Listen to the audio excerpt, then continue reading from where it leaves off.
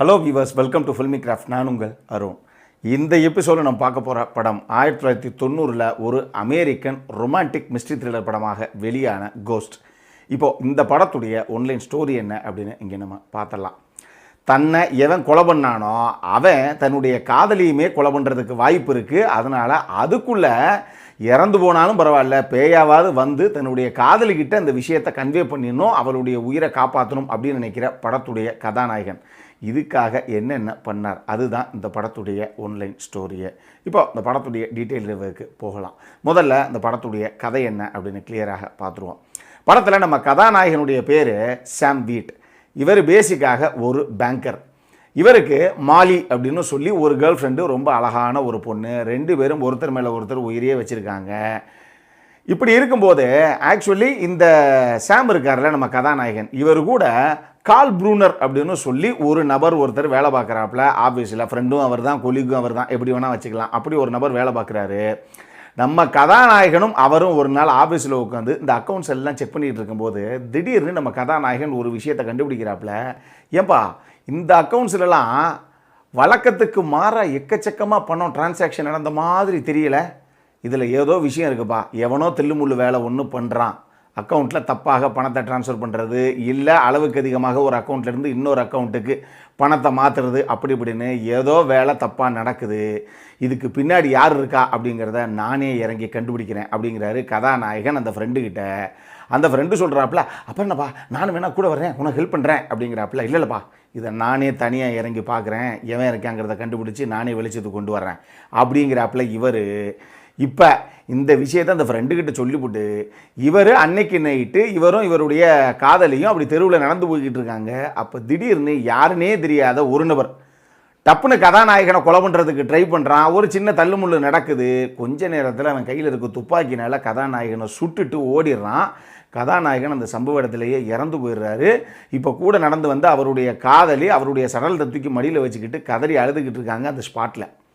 ஆனால் கதாநாயகியை பொறுத்தளவுக்கு கதாநாயகன் இறந்துட்டாரு, அம்பிட்டு தான், இனிமேல் இந்த வாழ்க்கையில் நம்ம நினச்சா கூட அவரோட வாழ முடியாது அப்படிங்கிறது தான் அவங்களுடைய புரிதல். ஆனால் நம்மளை பொறுத்தளவுக்கு ஆடியன்ஸ் பாயிண்ட் ஆஃப் வியூவில் கிளியராகவே காமிச்சிடுறாங்க, இவருடைய ஆன்மா மேலே போகிறதுக்கு தயார் இல்லை.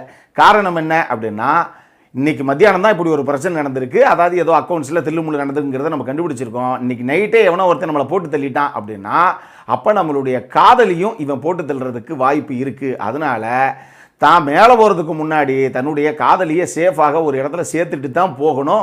இதுக்கு பின்னாடி இருக்கக்கூடிய, அதாவது தன்னை கொலை பண்ணுறதுக்கு யார் ட்ரை பண்ணாங்களோ அவங்க யாருங்கிறத நம்ம கண்டுபிடிச்சி ஆகணும். அப்போ தான் நம்ம காதலியை அவங்ககிட்ட இருந்து காப்பாற்ற முடியும் அப்படிங்கிறத புரிஞ்சுக்கிறார் நம்ம படத்துடைய கதாநாயகன். ஆனால் இப்போ ஆன்மாவாக சுற்றிக்கிட்டு தர்றாப்புலையே எப்படி போய் இவர் கதாநாயகியை வந்து காப்பாற்றுவார்?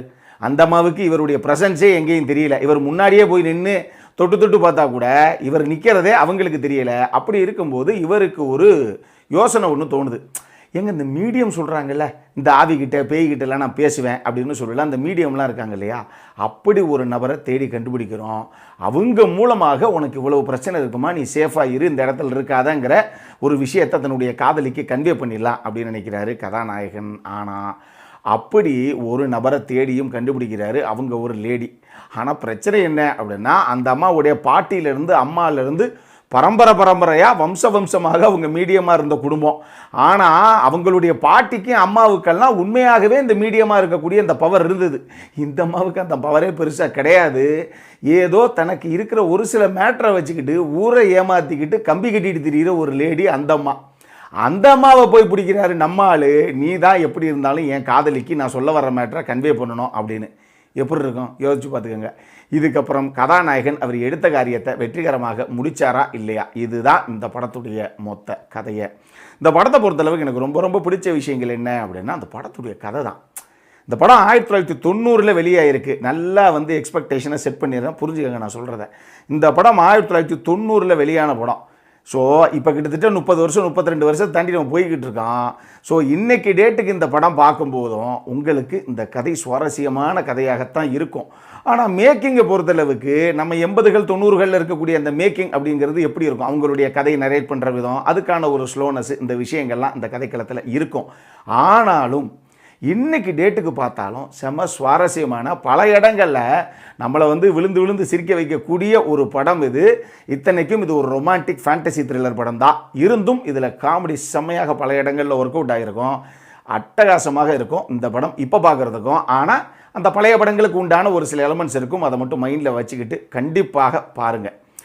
இன்னொரு பக்கம் இந்த படத்தை நடித்த எல்லாருடைய பர்ஃபார்மன்ஸு, ஒன்று பேட்ரிக் ஜுவேஸ் அவராகட்டும், அவர் தான் ஹீரோவாக பண்ணியிருப்பார். டெமி மோர் தான் ஹீரோயினாக பண்ணியிருப்பாங்க. வூபி கோல்பர்க், அங்கே சொல்லுங்கள் பேரை, அவங்க தான் இந்த மீடியமாக அந்த ரோல் எடுத்து பண்ண ஒரு ஆக்ட்ரஸு. அவுட்ஸ்டாண்டிங் ஃபினாமினல் பர்ஃபார்மன்ஸு அவங்ககிட்ட இருந்து. அவங்களாம் வேறு லெவல் ஆக்ட்ரஸுங்க.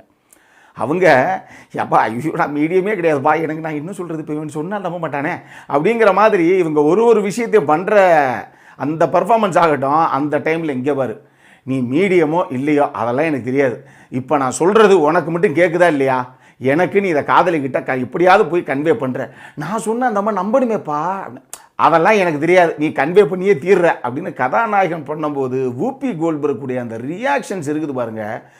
அவங்க முதல் சீனில் எப்போ ஃப்ரேமில் உள்ளே வர்றாங்களோ அப்போ இருந்தே அவங்களுடைய பர்ஃபார்மன்ஸை மட்டும்தான் நீங்கள் பயங்கரமாக ரசிப்பீங்க. அப்படி ஒரு அட்டகாசமான பர்ஃபார்மன்ஸு அவங்கக்கிட்ட இருந்து. ஒரு உண்மை என்ன தெரியுமா, வூபி கோல்பர்க்குடைய அந்த பர்ஃபார்மன்ஸை பார்த்து தான் இந்த படத்தை தமிழில் எடுத்தால் கூட இந்த அளவுக்கு பயங்கர ஹிட் ஆகும் அப்படின்னு சொல்லி தான் 95 1995 தமிழில் ஊர்வசியை வச்சு மாயா பஜார் அப்படின்னு சொல்லி கேஆர் எடுத்தார். இதே படத்தை பட்டு டிங்கரிங் பார்த்த படம் தான் அது. அதே மாதிரியே 2002 ஜெயராமை வச்சு நைனா அப்படிங்கிற பேரில் மனோபாலா எடுத்தார். இதே கதையை பட்டி டிங்கரிங் பார்த்தா அவரும் எடுத்தார். இந்த 2 பேர் எடுத்த அந்த 2 படத்தையும் பாருங்கள், இந்த படத்தை பாருங்கள். இந்த படம் எங்கே விலகி நிற்கிது அப்படிங்கிறது உங்களுக்கு தெரியும். இதுக்கு முக்கியமான காரணம் என்ன தெரியுமா, இந்த வூபி கோல்பர்க்கு ஈக்குவலான ஒரு நல்ல ஆர்டிஸ்ட் இங்கே தமிழில் கொண்டு வரணும். ஊர்வசி கொண்டு வந்திருப்பாங்க மாயா பஜாரில், நைனாவில் வடிவேலு பண்ணியிருப்பார் அந்த ரோலை.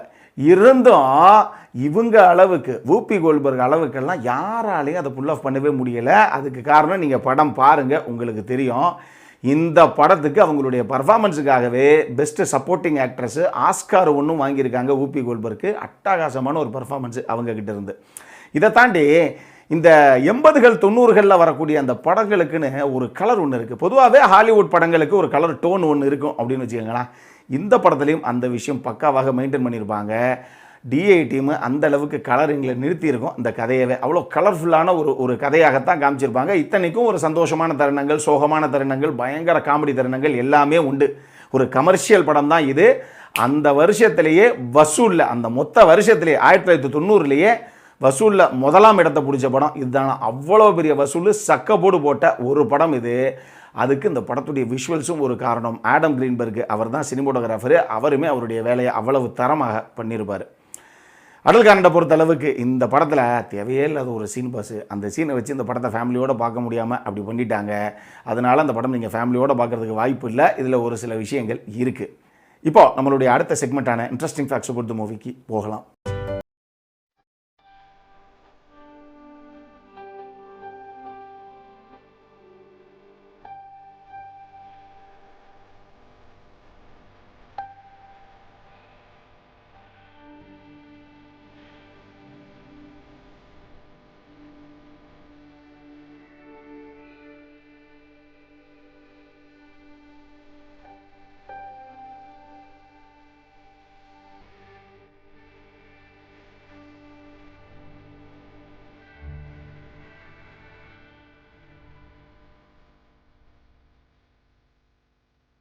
இந்த வீடியோ பிடிச்சிருந்தது அப்படின்னா லைக் பண்ணுங்கள், உங்கள் ஃபேமிலி அண்ட் ஃப்ரெண்ட்ஸ் எல்லாருக்கும் ஷேர் பண்ணுங்கள்.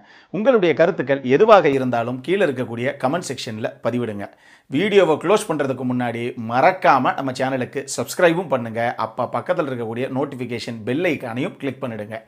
அப்போ தான் எங்களுடைய வீடியோஸ் எல்லாம் உங்களை ஆன் டைம் வந்து சேரும். இதே மாதிரி இன்னொரு வீடியோவோட அடுத்த முறை உங்களை சந்திக்கிற வரைக்கும் it is Arun signing off. By.